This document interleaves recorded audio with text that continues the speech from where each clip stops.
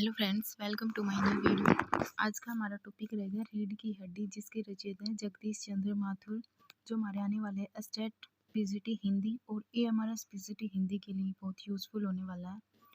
जैसे हम पहले जगदीश चंद्र माथुर के बारे में पढ़ लेते हैं। लेखक परिचय।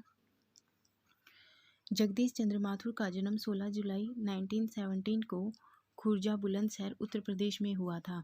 जगदीश चंद्र माथुर प्राशोत्तर काल के प्रसिद्ध नाटककार थे। ये हमारे नाटककार थे। जगदीश चंद्र माथुर आकाशवाणी रेडियो के डायरेक्टर जनरल थे। उन्होंने आकाशवाणी में काम करते हुए अनेक कवियों व लेखकों को आकाशवाणी में लेकर आए। सबसे पहले जगदीश चंद्र माथुर ने एयर इंडिया का नाम बदलकर आकाशवाणी किया। एयर इंडिया का नाम बदलकर आकाशवाणी हमारे जगदीश चंद्र माथुर ने किया था। जगदीश चंद्र माथुर अपनी रचनाओं में यथार्थवादी शैली में अनेक सामाजिक समस्याओं का समाधान प्रस्तुत करते हुए चित्रण किया है। इनके जो नाटक थे, कोणार्क में एक नारी पात्र नहीं है। कोणार्क नाटक में 3 प्रकार के द्वंद्वों का समाकलन किया गया है। जैसे फर्स्ट हमारा है सर्जना और विध्वंस का द्वंद्व, सेकंड नई पीढ़ी और पुरानी पीढ़ी का द्वंद्व, थर्ड राज सत्ता और जनसत्ता का द्वंद्व। नेक्स्ट हमारा है इनके नाटक पहला राजा की कथा। पहला राजा इनका कौन सा नाटक था? पहला राजा के कथा सूत्रों को वेद, महाभारत, श्रीमद् भगवद गीता, विष्णु पुराण, हड़प्पा, मोहनजोदड़ो, मिथिका ऐतिहासिक वृत्तों से ग्रहण किया है। इसमें राजा पृथ्वी की समस्याओं को वर्तमान में नेहरू युग की समस्याओं के साथ जोड़कर प्रस्तुत किया गया है। इनके नाटक दशरथ नंदन की दूसरी कड़ी सन 1985 में रघुकुल रीति नाम से प्रकाशित हुई। जो इनके मुख्य महत्वपूर्ण उपन्यास है वो है यादों का पहाड़। नंबर 2 आधा पुल, मुट्ठी भर कांकर, कभी न छोड़े खेत, धरती धन्य अपना। कई बार ये मोस्ट इम्पोर्टेंट है, ये कई बार पूछा जाता है कि जो धरती धन्य अपना ये किस का उपन्यास है? तो ये हमारा जगदीश चंद्र माथुर का। नेक्स्ट क्वेश्चन हमारा जैसे नाटक इन्होंने कौन कौन सा नाटक थे? पहला था कोणार्क 1951 में, सेकंड था हमारा शारदिया 1959 में, थर्ड था 10 तस्वीरें 1962 में, परंपराशील नाट्य 1968 में, पहला राजा 1970 में, जिन्होंने जीना जाना 1972 में, दशरथ नंदन 1974 में, रघुकुल रीति 1985 में। तो इस पाठ में इन्होंने क्या क्या बताया उसके बारे में थोड़ा जान लेते हैं। जैसे प्रस्तुत पाठ जो हमारी रीढ़ की हड्डी है, जगदीश चंद्र माथुर की एकांकी है। इस एकांकी के माध्यम से लेखक ने समाज में स्त्रियों की शिक्षा, उनके उत्पन्न आत्मविश्वास और साहस को दर्शाया है। इस एकांकी की प्रमुख नायिका उमा है, जो बीए पास है। उमा को विवाह के लिए देखने हेतु गोपाल प्रसाद और उसका बेटा शंकर आते हैं। शंकर मेडिकल कॉलेज में पढ़ता है। गोपाल प्रसाद व शंकर दोनों ही विवाह को एक व्यवसाय की तरह देखते हैं। जैसे जो इसमें मोस्ट इम्पोर्टेंट जो फैक्ट हैं वो लिए गए हैं। जैसे फर्स्ट हमारा प्रस्तुत एकांकी, जो ये रीढ़ की हड्डी ये एकांकी है, जगदीश चंद्र माथुर द्वारा लिखित है। रीढ़ की हड्डी में जगदीश चंद्र माथुर ने भारतीय समाज के पढ़े लिखे समाज की स्त्रियों के प्रति रूढ़िवादी मानसिकता का उजागर किया है। रीढ़ की हड्डी एकांकी का जो मुख्य पात्र है वो उमा है, जो बीबीए पास है। उमा को विवाह के लिए देखने हेतु गोपाल प्रसाद और उसका बेटा शंकर आते हैं। शंकर मेडिकल कॉलेज में पढ़ता है। गोपाल प्रसाद अपने बेटे के लिए मैट्रिक से अधिक पढ़ी लड़की नहीं चाहते, इसलिए राम स्वरूप जी अपनी बेटी उमा की पढ़ाई को छिपाते हैं। इसके कुछ मोस्ट इम्पोर्टेंट एमसीक्यू क्वेश्चन है जो अभी स्टार्ट करते हैं। जैसे जगदीश चंद्र माथुर का जन्म कब हुआ था? 1917 में। जगदीश चंद्र माथुर मूल रूप से थे नाटककार। जगदीश चंद्र माथुर के किस नाटक में एक भी नारी पात्र नहीं है? तो कोणार्क में। नेक्स्ट क्वेश्चन हमारा जगदीश चंद्र माथुर के नाटक कोणार्क में किस द्वंद्व का चित्रण किया गया है? सर्जना और विध्वंस का चित्रण, नई पीढ़ी और पुरानी पीढ़ी का द्वंद्व, राज सत्ता और जनसत्ता का द्वंद्व, उपयुक्त सभी। तो इसका उपयुक्त सभी आ जाएगा। नेक्स्ट क्वेश्चन हमारा है जगदीश चंद्र माथुर ने इस नाटक में पौराणिक पात्र राजा पृथ्वी की समस्याओं को जवाहरलाल नेहरू से जोड़कर प्रस्तुत किया गया है। पहला राजा। नेक्स्ट क्वेश्चन हमारा है 6 जगदीश चंद्र माथुर के नाटक दशरथ नंदन की अगली कड़ी है, तो इन्होंने अगली कड़ी बताया है रघुकुल रीति। जगदीश चंद्र माथुर का उपन्यास है यादों का पहाड़।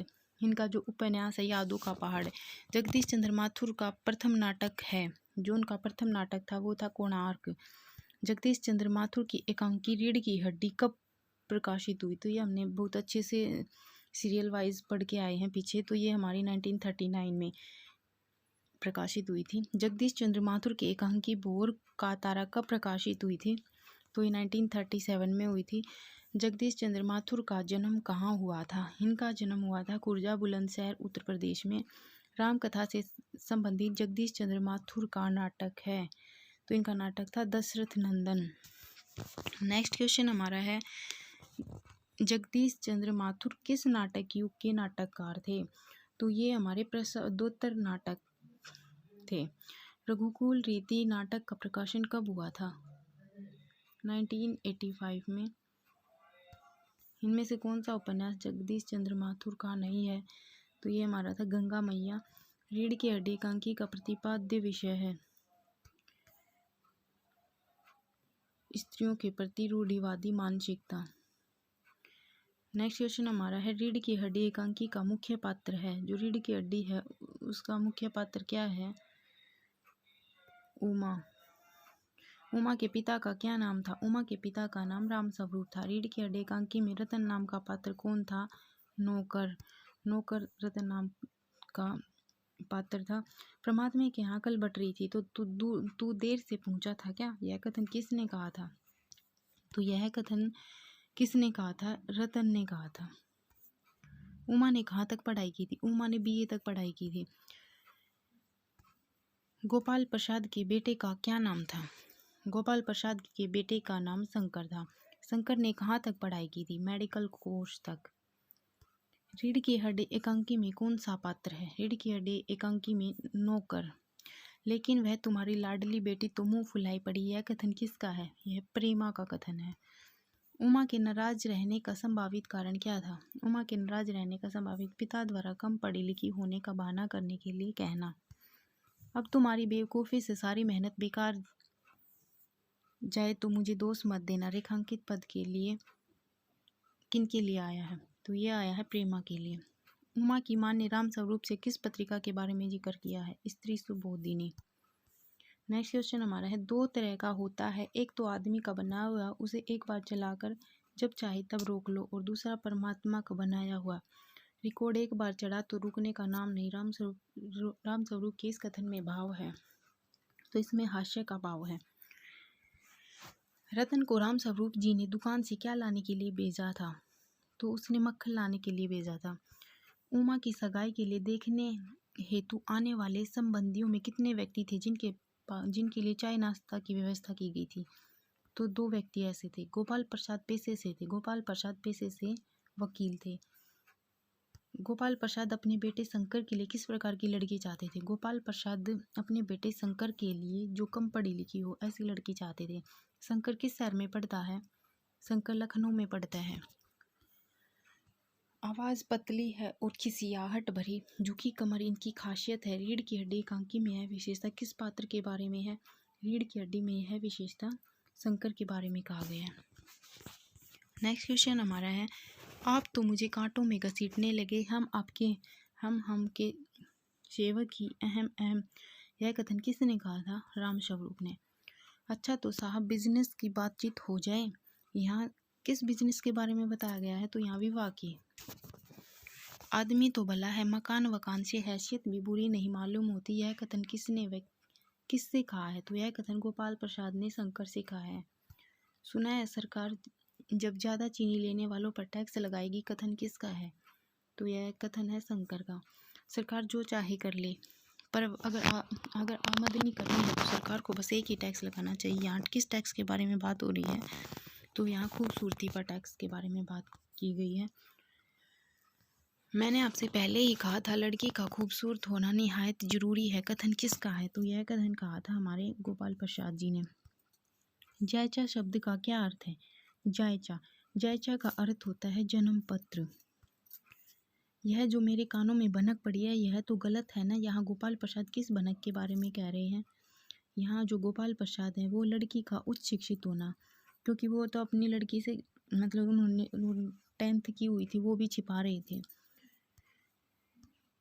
जनाब मोर के पंख होते हैं मोरनी के नहीं, शेर के बाल होते हैं शेरनी के नहीं।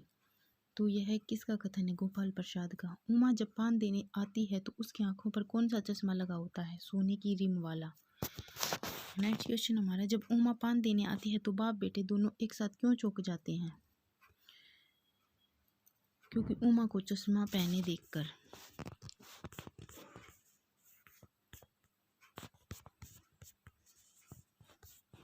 नेक्स्ट क्वेश्चन, उमा के चश्मा पहना होना राम स्वरूप जी ने क्या कारण बताया था? आंखें दुखनी आना। उन्होंने कहा दिया था कि उमा ने इसलिए चश्मा पहना क्योंकि उसकी आंखें दुखनी आ गई है। उमा ने बैठक में कौन सा गाना गाया था? तो उमा ने बैठक में कौन सा गाना गाया था? मेरे तो गिरधर गोपाल दूसरे ने कोई, वैष्णव जन तो कतने कहिए, भक्ति रामारक जीना साधो, भोर भई मेरी अम्बा। तो उसने जो गाना गाया था, मेरे तो गिरधर गोपाल दूसरा ने कोई। नेक्स्ट क्वेश्चन 49 क्वेश्चन आता है हमारा, जब कुर्सी मेज बिकती है तब दुकानदार कुर्सी मेज से कुछ नहीं पूछता, सिर्फ खरीदार को दिखला देता है। पसंद आ गई तो अच्छा, वरना। कथन के वक्ता कौन है? तो इस कथन के जो वक्ता हमारे उमा है। रीढ़ की हड्डी एकांकी में बैकबोन किसे कहा गया है? बैकबोन शंकर को कहा गया है।